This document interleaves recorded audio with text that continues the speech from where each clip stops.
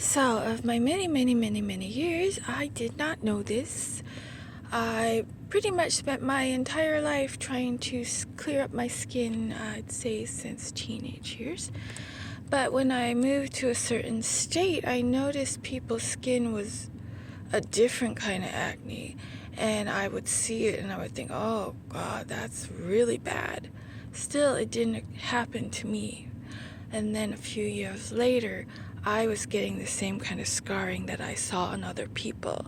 After the acne would heal, cystic acne, it would have a deep scar, like a pit. And I would see people that like their whole face was just pits. Didn't even look like it was acne, it was just pits. And it looks painful. And once I figured out how to cure the cyst,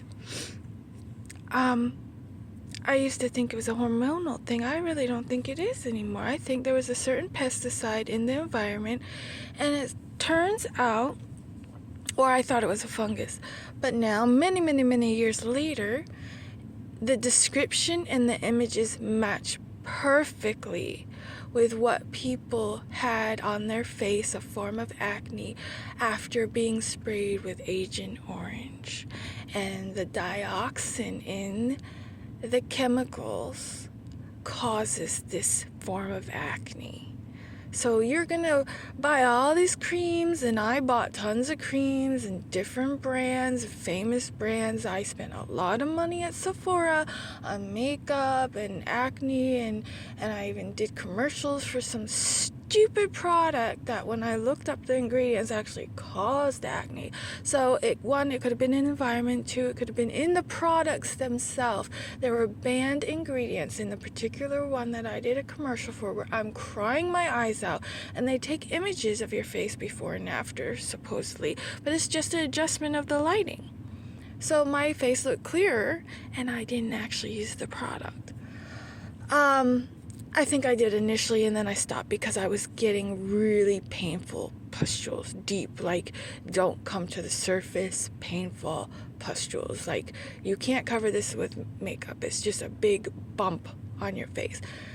I now think this is all by design, because then later in years when I have scars, oh, guess what? And you're a targeted individual, you must be on meth. Oh, it's clearly all over your face.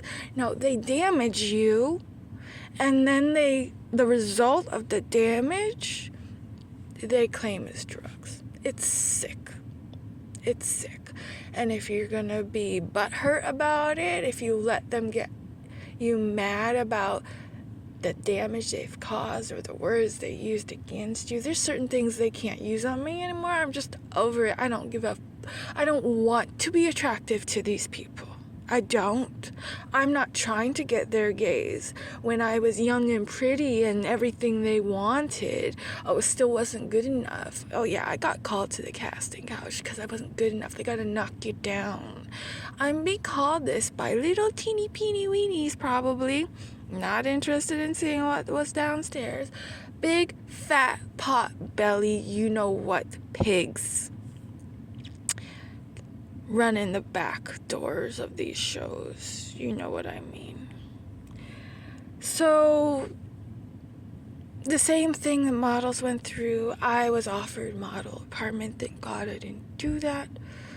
All this background stuff they do to people that are beautiful, that look like they're rich and wealthy because they're on the cover of Vogue, but really they're starving and eating cotton balls and owe a company for their model apartment as a piece of crap, shared with a bunch of other models, getting felt up by ugly old men and photographers.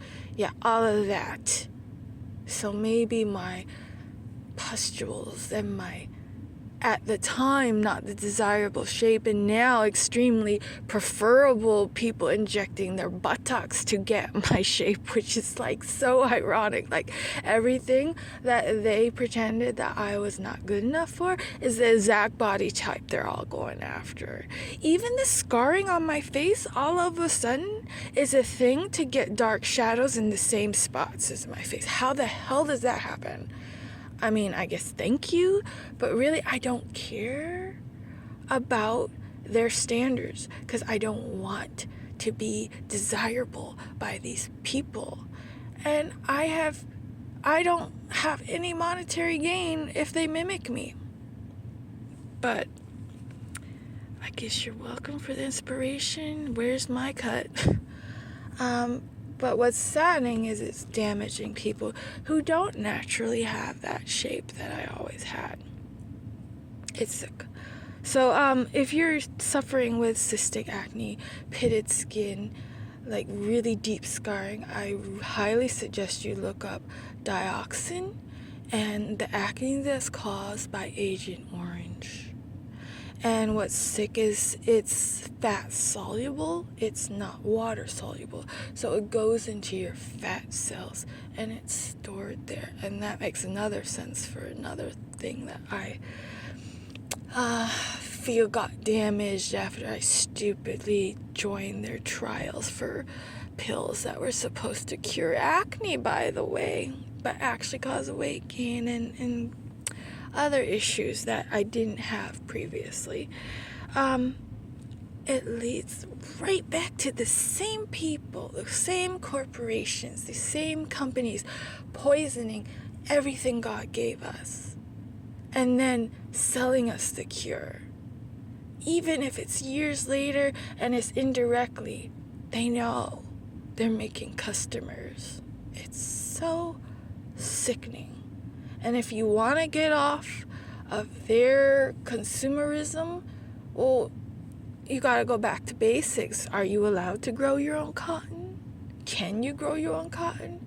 Or you still need farmland? You still need soil? So you're still buying from these people who have monopolized every commodity. They don't even want you to pick up sand from the beach, yet they can dig up all the sand, as much as sand as they want for their chips. But you horrible person, you better not be collecting anything around the ocean. Because it's a law, right? It's a law. But they break every law. It's just, when you see it, you can't unsee it. But you gotta call it out, because the only thing these demons hate is having their mask ripped off. Figuratively, people. They still are like that pedophile to that poor toddler. Don't tell your mommy and daddy. That's the only thing they seem to fear, other than if you can get them to sit alone, they will have deep-seated shame. That is the only thing. Because in their heart of hearts, they feel they can never ask God's forgiveness. So they hate God, and they will never repent. They're like okay with all the riches and want to live as long as possible because they don't want to go to the pit of hell where they're going if they don't confess and repent. They just feel like they're too far gone. They've done too many horrible things. And the devil's tricked them into that. I don't know if I could forgive that. I'm not God, though. I'm not God. So I don't know how he can, but that's why these people do what they do. They figure they're too far gone. They've done too much horrible things. They've unalived too many innocent, pure people, children, babies, and they've sent other people to do their nasty work. They don't feel like God can ever forgive them, so they just keep digging in and feeding these demons along the way.